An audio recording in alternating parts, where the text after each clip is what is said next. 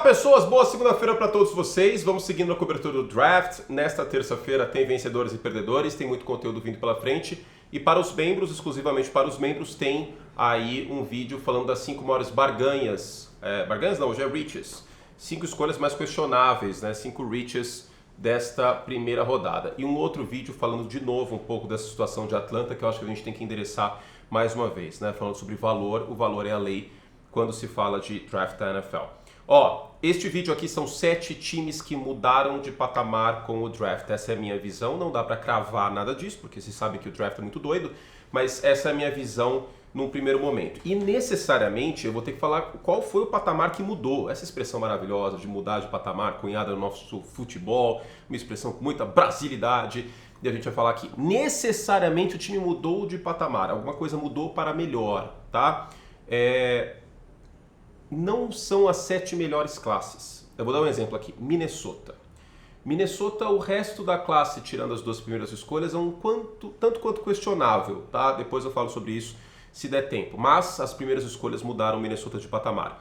Então vamos começar, antes de Minnesota, com Filadélfia. O que mudou de patamar? A secundária foi para lá de bem endereçada e o Philadelphia Eagles, que teve muitos problemas no final da temporada passada com sua secundária, tomou aí jarda até não poder mais no jogo de playoff contra os Buccaneers, mas não só, na reta final de temporada foi uma calamidade mesmo, né?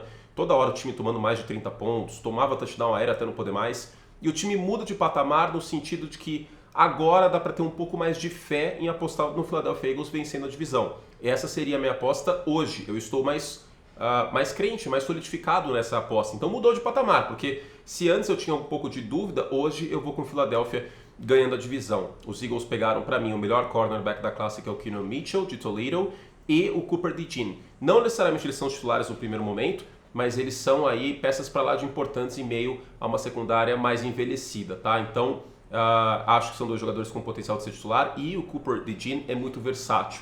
Então, se houver lesões, ele pode jogar por fora, no nickel, até mesmo como safety, caso necessário. Para mim, Philadelphia muda de patamar com esse draft.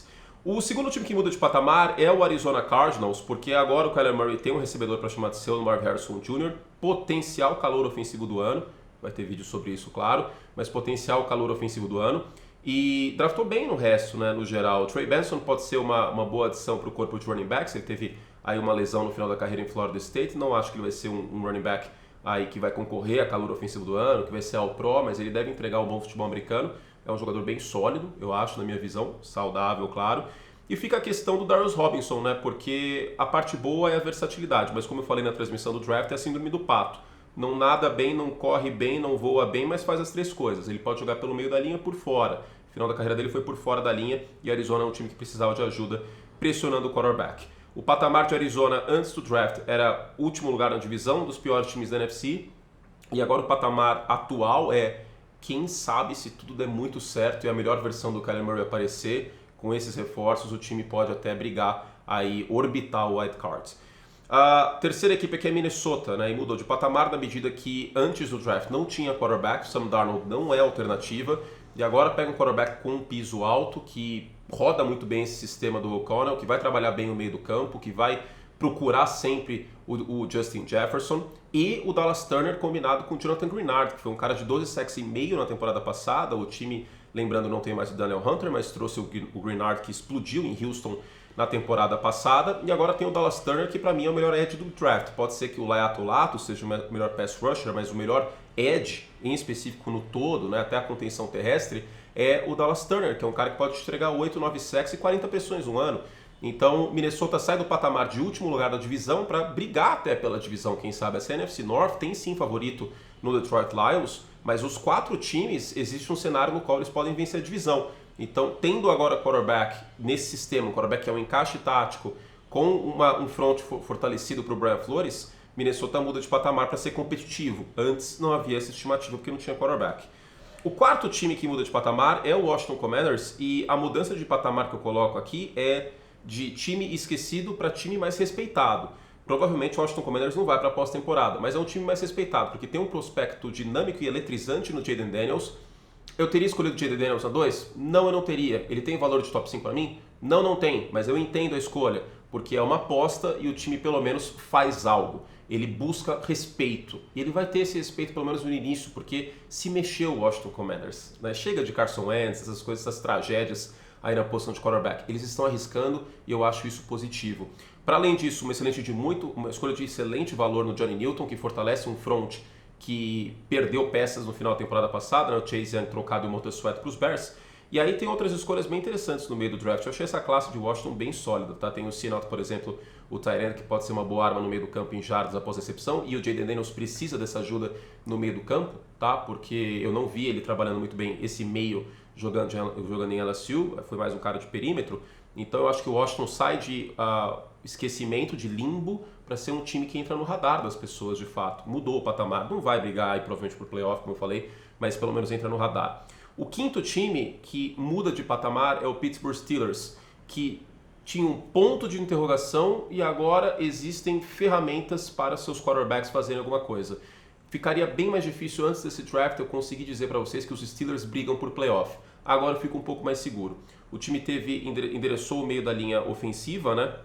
Com o Troy faltando para mim o melhor guard, considerando ele como guard, claro, aí desse draft. Também investiu em center, né, com o Frazier, e o Roman Wilson também na terceira escolha, né? Um wide receiver que, se bem utilizado, pode jogar no slot, colocar ele em motion, é um cara que foi o principal wide receiver do J.J. McCarthy em Michigan, né? Então eu acho que existem essas peças. Não vejam ele como um wide receiver número 1, mas é um complemento interessante ao George Pickens.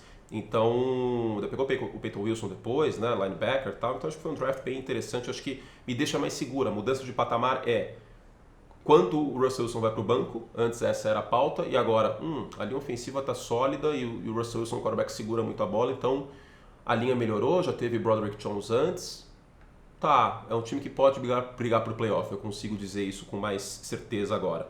O sexto time que mudou de patamar é o Chicago Bears, porque os Bears antes eram uma grata surpresa no final do ano, com o Justin Fields 4 vitórias e 3 derrotas, Montez Sweat com 6 sacks só nos Bears, a defesa de Chicago roubando muito a bola do adversário na reta final do campeonato, e os Bears antes saem de um time que não tinha alternativa na posição de quarterback para um time que tem um potencial bom quarterback e pode brigar por pós-temporada.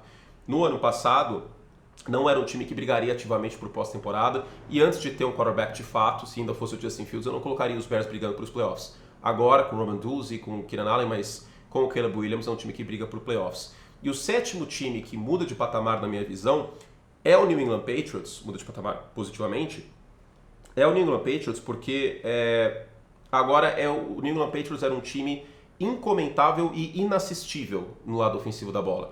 A defesa dos Patriots, especialmente contra o jogo terrestre, ela continua uma boa defesa, né? E lembrando que foi um time que sofreu com muitas lesões.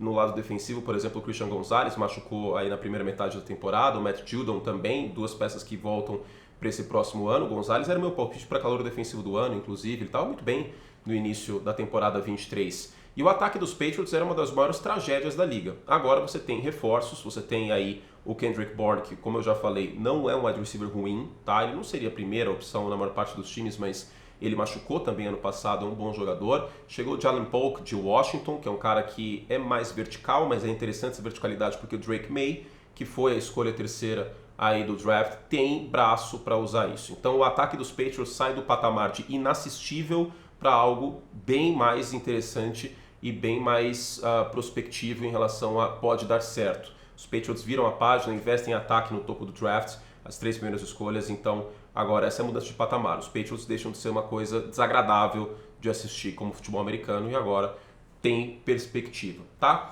Então esses 7 times que para mim mudaram de patamar. Filadélfia, eu consigo ver uma mudança de patamar de favorito para a NFC East, com todo respeito aos Cowboys, mas hoje eu sou mais os Eagles. E isso muda, tá? No passado eu apostei nos Cowboys ganhando divisão. O Arizona Cardinals é um time aí também que muda de patamar de potencial, uma das piores campanhas da NFC para quem sabe dar jeito, né? Existem armas agora. Você tá causando, então. Pro Kyler Murray. Minnesota tem quarterback, pode brigar pela divisão, no melhor cenário agora. O Washington voltou a ter respeito e entrar no mapa da NFL, uma franquia pouco falada nos últimos anos, mas agora a coisa parece que vai entrar nos eixos com um novo dono. O Dan Snyder é um dos piores donos assim, do século XXI. Tá? Pensando neste século só em donos de franquia, uma tragédia. Os Steelers reforçaram a linha porque tem 2 quarterbacks que seguram a bola, uma barbaridade, né? Então muda de patamar, dá para ter um pouco mais de segurança com eles. E Chicago e New England tem ataques potencialmente mais assistíveis, então existe uma mudança de patamar também. Fizemos todos os tracks que podíamos. Para vocês aqui, se a gente chegar a 500 likes nesse vídeo, eu vou sortear um Like Plus. Então, fiquem à vontade, tá? Amanhã tem vencedores e perdedores, vai ter mais sorteio. Mas antes, façam o possível e impossível para dar likes aqui, por favor, tá? E aí eu retribuo com o sorteio. E para você que quer mais conteúdo, eu falo sobre o Atlanta Falcons num vídeo só sobre eles. E falo num outro vídeo, que essa é uma das escolhas que vai estar lá, as 5 escolhas mais questionáveis deste Draft 24, os reaches, né? Jogadores que na maior parte dos casos foram escolhidos antes do que deveriam. Esse vídeo só para os membros e o outro vídeo dos Falcons também só para os membros, certo? Deu tempo já dos 500 likes, se bateu eu faço sorteio. Um beijo carinhoso, se você gostou do conteúdo, manda aí. E claro, se faltou algum time, a gente faz o canal junto aqui, gente. Pode ser que tenha faltado algum time na visão de muitos, então, por favor, coloquem aí nos comentários se você acha que o seu time mudou de patamar e qual foi a mudança. O que era antes, o que virou agora. E se vocês quiserem uma mudança de patamar negativa também, eu acho que é prematuro em relação ao draft, mas coloquem aí nos comentários também, certo? Fizemos todos os tracks que podíamos, um beijo carinhoso e a gente volta amanhã com vencedores e perdedores do Draft 24. Tchau!